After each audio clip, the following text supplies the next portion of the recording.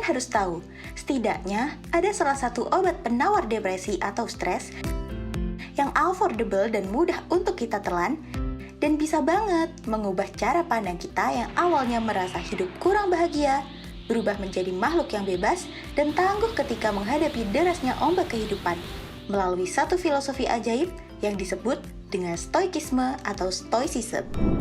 Kalau ngomongin filosofi ini, dalam buku Filosofi Teras karya Henry Manampiring, kita diajarkan gimana sih cara kita menentukan tujuan hidup bahagia seutuhnya, walaupun sedang terjebak dalam energi yang negatif, dan juga gimana cara kita mengendalikan energi negatif tersebut.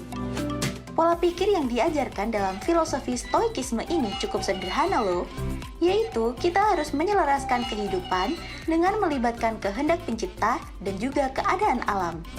Nah, apa aja sih poin yang bisa dipelajari dari filosofi stoikisme ini? Pertama, yuk mari kita kenali dua aspek dari pengendalian berikut ini.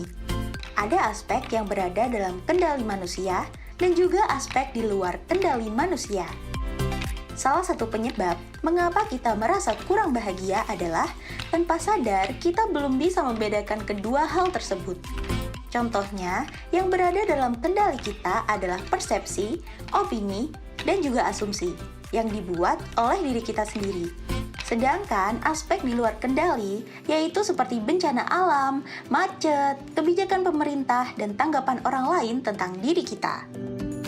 Oleh karena itu, seringkali pemicu munculnya energi negatif dalam diri seseorang diakibatkan karena terlalu menggantungkan kebahagiaan pada aspek yang berada di luar kendali kita. Padahal, kita juga tahu manusia itu memiliki batasan dan sulit untuk mengatasi semua hal agar sesuai dengan keinginannya. Kedua, berusaha mengendalikan persepsi diri sendiri. Pasti di antara kalian pernah merasakan energi negatif seperti galau, baper, dan juga insecure, bukan? Hal itu wajar terjadi loh pada setiap manusia, akibat cara pandang kita dalam menyikapi suatu kejadian terlalu berlebihan, sehingga cukup mengkhawatirkan apabila menghasilkan pemikiran atau persepsi yang salah dan menyimpang. Filosofi stoikisme ini memberikan pandangan bahwa kita harus bisa menerima kejadian yang bersifat baik ataupun buruk. Karena bisa jadi, kedua sifat kejadian tersebut merupakan kehendak alam dan saling berkaitan satu sama lain, yang mungkin memang perlu kita terima dan jalani untuk menjadi pribadi yang lebih tangguh dan juga bisa beradaptasi dengan situasi yang tidak menyenangkan. Sekalipun kita gagal dan juga merasa berada di titik terendah, setidaknya kita bisa belajar dari kesalahan itu dan mencoba menjadi lebih baik ke depannya. Yang ketiga, teruslah berkarya.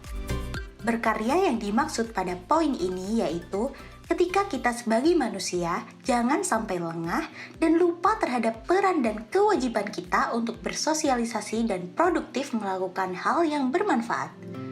Karena diyakini hal tersebut juga bisa menjadi salah satu alternatif mengolah energi negatif menjadi bernilai positif. Jika kita sudah betul-betul mengenali diri kita, menghargai, dan memiliki rasa tanggung jawab. Nah, itu dia pembahasan soal ilmu filosofi stoikisme ini. Yuk kita belajar dan menerapkan mindset stoikisme atau stoik ini yang bisa menjadi upaya dalam pengendalian dan juga menghadapi emosi kita agar lebih tenang ketika berada di situasi dan kondisi yang tidak pasti. Oh iya, jangan lupa juga tunggu sesi book review lainnya di kesempatan berikutnya ya.